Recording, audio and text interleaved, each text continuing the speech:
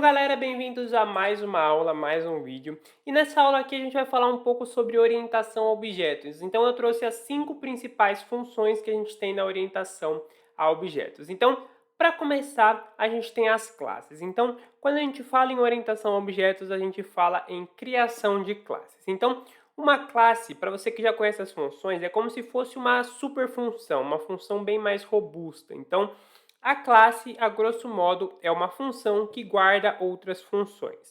Então aqui a gente vai começar criando uma classe, então você coloca aqui class e o nome dela, então geralmente aqui você coloca o que você quiser, eu coloquei o exemplo de pessoa, e 2 pontos. Aqui dentro você vai colocar a função init. A função init seria algo como inicialização ou função inicial em inglês, algo do tipo. Então aqui você vai colocar um dunder e o init. Para você que não sabe, o dunder é quando você tem 2 underlines seguidos. Então, se você passar, digamos que a setinha aqui, você vai ver que são 2 underlines seguidos. Antes e depois. E aí você vai colocar aqui os parâmetros. O parâmetro self, ele é um parâmetro obrigatório dentro da orientação a objetos. É como se fosse um parâmetro base, um parâmetro neutro. E aí você vai colocar os que você vai realmente usar. Então, vou colocar aqui nome e idade, que são os que eu vou usar. Depois você vai precisar estruturar esses parâmetros. Então, você estrutura dessa maneira aqui. Self.nome igual a nome e self.idade igual a idade. Se você colocar o mouse em cima do nome aqui, você pode ver que ele não vai destacar aqui em cima, porque o que está aqui em cima é o que está no valor da variável. Então, esse self.nome ele vai vir aqui para baixo, esse self.idade aqui para baixo, e esses dois são os parâmetros, tá? Então tem essa pequena diferença. Então, quando você for colocar um input, por exemplo, para perguntar o nome do seu usuário, ele vai preencher aqui em cima e aí vai jogar aqui e depois vai para o self nome. Então, aqui embaixo, quando a gente passou o nome, a gente colocou um valor aqui e esse valor aqui está associado a self.nome, então por isso que o código funciona. Então aqui você vai passar essa estrutura de self e aqui embaixo você pode passar uma outra função. Então uma função de apresentar seria uma função de print para bem dizer os valores que eu estou dizendo. Então aqui eu coloquei um print, olá, meu nome é self.nome e eu tenho self.idade, anos. E aí aqui embaixo eu chamo isso. Então eu coloco uma variável qualquer, coloquei uma variável pessoa, chamo a classe pessoa e aí eu passo os parâmetros que eu quero. Então o primeiro parâmetro é o nome, então eu coloco entre aspas o nome, depois eu coloco vírgula e o parâmetro idade. E aí ele vai associar. Então, quando você coloca Léo aqui, ele preenche esse aqui e aí ele associa aqui embaixo a self.nome e manda para o seu print. Então, aqui embaixo você chama essa mesma variável e chama a função que você quer. Eu coloquei aqui apresentar porque eu só tenho essa função, mas se você tiver 2, 3, 10 funções, você chama a função que você quer ali. Então, quando você rodar isso aqui, ele vai trazer para você o print que você criou com os valores que você preencheu. Então, basicamente, essa é a ideia. É a mesma ideia de uma função, só que é uma função maior e mais robusta, com mais funcionalidades. Aqui embaixo, a gente vai ver agora as heranças. Então, quando a gente tem uma classe, a gente pode herdar ela para outras classes. Então, vamos supor que você tem um código com 3 classes, que é o que eu tenho aqui. Animal, cachorro e gato. Como que funciona a herança? Eu tenho aqui na minha classe animal, digamos que um cachorro ele é um animal e o gato é um animal. Então, a minha classe 2 e 3, ela é meio que dependente da classe 1, porque ambos são animais. Então, aqui eu ponho na minha função init apenas nome. Por quê? Porque um cachorro tem nome e um gato tem nome. Só que aqui na questão de fazer som, o som do cachorro é diferente do som do gato. Então, eles são características específicas. Então, quando eu coloco aqui na minha função animal, na minha classe animal, eu coloco aqui um pass. Por quê? Porque como eu tenho diversos animais, eu não tenho um som padrão. Então, eu coloco o pass e aí aqui embaixo eu coloco diretamente apenas o barulho. E aí, quando eu coloco aqui a minha classe animal entre parênteses a minha classe cachorro, significa que ele está herdando a classe cachorro. Então, eu não preciso colocar essa estrutura de nome. E é assim que funciona a herança. Então, essa estrutura de nome, ela está sendo herdada, e aí aqui a estrutura de som, ela só está sendo reescrita. Então, a estrutura de som não tem valor e eu estou reescrevendo o valor por cima. Então, resumindo, ele está herdando a função nome, então esse cachorro e esse gato terão nomes, só que aqui, na hora de fazer o som, está sendo reescrito. Então, é assim que funciona a herança. Você vai herdar, geralmente você herda tudo, tá? Você não tem como herdar detalhes específicos. Tecnicamente você tem, mas eu vou mostrar isso mais para frente. mas no começo você vai herdar tudo e aí você vai reescrevendo o que você quer, ou se você não quiser reescrever e você quiser utilizar tudo, você utiliza tudo e depois vai adicionando funções específicas. Então, no caso aqui, por mais que o cachorro e o gato estejam usando a função fazer som, eles têm valores específicos dentro do print. E aqui dentro, ó, quando eu chamei o meu cachorro 1 e o meu gato 1, eu coloquei o nome entre parênteses. Por quê? Porque aqui eu já tenho o nome na minha classe animal e a classe animal ela foi herdada entre parênteses aqui quando eu chamei a classe cachorro. Então você coloca o nome dele aqui e depois você só precisa chamar o som. Então quando eu rodar essa aula aqui, ele vai trazer só o som porque é o print, tá? Então só o print está aqui. Se você quiser colocar dentro desse print o selfie.nome para trazer o nome do animal, você pode para ficar mais completo. Então, no caso do cachorro aqui, você poderia colocar aqui Rex está latindo, então ficaria mais completo.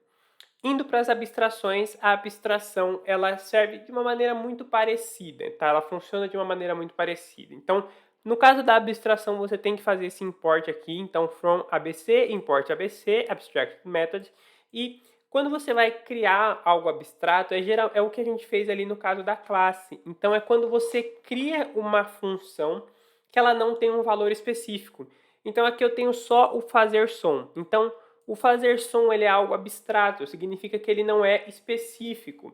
Então, quando eu trago aqui o latido e o miado, isso aqui eu estou especificando o que era abstrato. Então, quando eu coloquei esse @abstractedMethod aqui, eu disse que essa função de fazer som é uma função abstrata, ela não tem um significado. Então, aí eu reescrevo ela. É mais ou menos a mesma coisa, tá? Que eu mostrei na herança, mas tem essa pequena diferença. Você está declarando que aquilo ali é algo abstrato. Você está declarando que aquela função ela não tem um valor, ela não tem um final. E aí você vai reescrever ela toda vez que você chamar em outra classe, através da herança, tá? Então você tem que usar a herança nesse caso.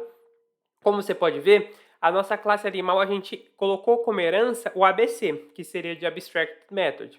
E aqui a gente herdou o animal. Então, aqui ela não vai trazer o nome, porque a gente não colocou um parâmetro de nome. Você pode pegar, por exemplo, esse Abstract Method e adicionar no código de herança para ele ter o nome. E aí a função de fazer som vai ser abstrata de maneira exclusiva. Mas no geral é assim que funciona. Então você coloca esse método abstrato quando você tem uma função que não tem nenhum valor e aí ela vai ser reescrita, tá? E aí agora a gente vai entrar numa outra parte da herança, que é o encapsulamento. Nesse caso aqui a gente não vai bater tanto na tecla da herança, a gente vai falar só do encapsulamento. Então, como eu deixei aqui, a gente tem, digamos que, 3 valores de variáveis. Eu coloquei só 2 aqui, mas eu vou colocar o terceiro agora, que é o público ou no caso public. Quando você declara uma variável, então quando eu venho aqui e coloco, por exemplo, conta igual a conta bancária, eu estou criando um atributo público, certo? Quando eu venho aqui e coloco, por exemplo, aqui no self saldo, self dunder saldo, eu estou criando um atributo privado. E quando eu coloco apenas um, que seria, no caso, não tem no exemplo, mas se eu colocasse aqui, por exemplo, o underline saldo, isso aqui seria um atributo protegido. Então, isso aqui é basicamente um encapsulamento. É para isso que é assim que chama-se encapsulamento. Esse encapsulamento serve para você controlar algumas coisas. Então, vamos supor que você tem na sua empresa um código e aí você tem um estagiário. Você pode dizer para ele mexer apenas nas variáveis públicas ou apenas nas variáveis protegidas, mas nunca nas privadas. Então, basicamente, quando você constrói um código com encapsulamento, você mexe em algumas coisas. Então, um atributo privado ele não pode ser chamado fora da classe que ele foi criada. Então, eu tenho aqui uma classe conta bancária. Se eu venho e crio uma segunda classe, eu não posso chamar o saldo nessa segunda classe, porque ele é um atributo privado. Eu posso, digamos que, recriar essa variável com o mesmo nome saldo, mas elas não vão ser a mesma coisa, elas não vão interagir, porque essa variável saldo está sendo um atributo privado da classe conta bancária. Então, digamos que o atributo protegido é um atributo que você pode mexer, mas é melhor não. O atributo privado é um atributo que você não pode mexer, e um atributo público ou public você pode mexer como quiser. Então, aqui eu coloquei public porque geralmente você trata isso em inglês, tá? Então é public, private e protected. Mas eu coloquei traduzido para ficar um pouco mais simples. mas no geral é assim que funciona. Então, para você trabalhar com encapsulamento, é basicamente essa a ideia. Então, se você rodar isso aqui, a gente criou uma função simples de conta bancária, então eu tenho a função init, que seria o saldo, então apenas o saldo inicial. Aqui você poderia colocar um saldo igual a zero, para ficar mais simples, como um valor base. E aí a gente colocou algumas funções. Então, depositar é saldo mais valor. Então, eu não estou mexendo em saldo, eu estou pegando o saldo base e estou adicionando alguma coisa. O sacar é a mesma coisa, então eu estou tirando alguma coisa do saldo, mas eu não estou mexendo na variável saldo. Obviamente eu estou mexendo no valor dela, mas eu não estou alterando ela de uma maneira, digamos que específica, indo lá e reescrevendo ela. Estou usando funções para alterar ela. E aí aqui a gente coloca uma getSaldo e quando você roda isso aqui, você coloca um parâmetro base, que seria o valor inicial. Então inicialmente eu tenho 1000, eu quero depositar 500 e tirar 200. Então quando eu rodar isso aqui, ele vai me dar o resultado final depois de tudo isso. Acabou que não rodou aqui porque ele não tem um print correto, mas basicamente essa é a ideia. A gente pode rodar novamente aqui para ele trazer o print. Então, saldo disponível 1.300 porque ele já fez essa conta. Então, ele adicionou 500, tirou 200, mas ele não reescreveu o saldo, ele apenas usou funções para manipular o saldo porque ele é um atributo privado, certo? Aqui, por último, a gente vai ver um pouco sobre o polimorfismo. Então, o polimorfismo, ele funciona também com as heranças, geralmente ele está atrelado à herança, tá? E ele serve para reescrever alguma coisa. Então, assim como na classe abstrata a gente tem funções sem valores que a gente vai reescrever, o polimorfismo ele é um pouco diferente. Ele é uma função que tem um valor, mas ela só vai funcionar quando o lugar que ela foi chamada não tiver um valor. Então, para simplificar, aqui a gente tem uma classe pessoa com a função initNome. Então, qual que é a ideia aqui? Eu tenho uma classe pessoa, eu tenho um sistema de escola. Então, todo mundo que está na escola são pessoas, mas eu tenho classes individuais. Então, eu tenho classes de professor, classes de diretor. Então, todo mundo que trabalha na escola tem uma classe individual, mas todo mundo são pessoas. Então, aqui na minha classe pessoa, eu tenho os valores base. Então, por exemplo, o nome. Eu poderia colocar todos os valores base, nome, idade, CPF, e-mail, tudo que uma pessoa geralmente tem. Mas no caso aqui eu vou colocar só nome para simplificar. Aqui eu tenho uma função para imprimir nome, então ele vai colocar apenas para o nome que você der para o seu professor, para o seu diretor. E aqui é o mais importante, eu tenho a função trabalhar. Essa função trabalhar é onde a gente vai ver o polimorfismo. Então, a função trabalhar, ele printa apenas que está trabalhando. Só que isso aqui é um pouco abstrato, é a ideia do abstrato, mas ele tem um valor. Ele não é abstrato porque ele tem um valor, mas é a mesma ideia, é meio genérico. Então, quando eu vim aqui e colocar dentro da minha classe professor, quando eu chamar a minha classe trabalhar, eu não vou colocar apenas trabalhando, eu vou colocar o que o professor está fazendo. Então, eu vou colocar aqui que os professores estão ensinando. Aqui em cima eu herdei a parte de nome, tá? Então, eu herdei a classe pessoa, chamei a superclasse. Essa parte é um pouco mais técnica, mas basicamente eu chamei a superclasse para herdar a variável nome. E aqui a self.matérias é o professor leciona essas matérias. Então, é uma lista vazia para você ir adicionando depois as matérias que o seu professor leciona. E aqui embaixo, na função trabalhar, eu coloquei que os professores estão ensinando.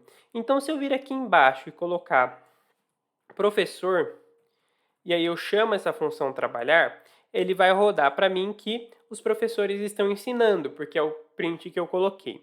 Mas no caso do diretor, eu dei um pass, eu não coloquei o que o diretor está fazendo. Então, se eu substituir esse professor aqui por diretor e rodar isso aqui, ele vai me trazer que o diretor está trabalhando. Então, essa é a ideia do polimorfismo. Quando você chamar uma função que não foi declarada, então eu não declarei uma função trabalhar dentro de diretor, ele vai entrar na herança. Então, nesse caso aqui, você precisa herdar, tá? Então, você precisa herdar a pessoa dentro de diretor, se você não herdar vai dar erro, e aí ele vai ver, pô, ele chamou trabalhar diretor. A classe diretor tem uma função trabalhar? Não tem. Mas eu estou herdando uma classe, eu estou herdando pessoa. Então eu vou lá em pessoa e vou procurar. Pô, dentro de pessoa tem trabalhar. Então o que ela está fazendo? Ela está trabalhando. Então ele vai herdar, e é assim que funciona a herança. Então ele está herdando uma informação que ele não tem. Então ele verificou, eu não tenho uma função trabalhar, mas a pessoa tem, então eu vou herdar essa. Então é assim que funciona o polimorfismo. Você vai reutilizando caso não tenha. E caso tenha, no caso de professor, por mais que professor esteja herdando pessoa, no nível de hierarquia, ele vai priorizar a função que está aqui. Porque quando você chamar professor ponto trabalhar, ele vai verificar. Tem a função? Tem. Então ele já printa, ele nem valida, ele nem vai ver a classe pessoa se tem alguma coisa. Então ele já printa, mas se não tiver, ele vai entrar na herança. Se por acaso o diretor tiver alguma função aqui dentro, não tem problema. Então tem uma função que é, por exemplo, função de gestão. Ele não vai se importar, ele vai procurar trabalhar e aí ele vai atrás de pessoa de qualquer maneira para verificar essa função e ele vai trazer o valor que está aqui. Então, geralmente você vai colocar na sua primeira classe um valor genérico, então apenas trabalhando sem nenhuma especificidade, e aí depois você vai especificando. E se algum você não souber o que ele está fazendo, por exemplo, não sei o que o diretor está fazendo, então eu não coloco a função trabalhar e através do polimorfismo ele vai entrar na classe pessoa e vai trazer para você o valor, digamos que base, o valor genérico. Então, basicamente é assim que funciona o polimorfismo. Então, essas foram as 5 principais funções que a gente tem dentro da orientação a objetos em Python. Eu fico por aqui. Se você gostou, dá um like no vídeo, se inscreve no canal, que nas próximas semanas a gente terá mais vídeos como esse. Então, fico por aqui e até a próxima.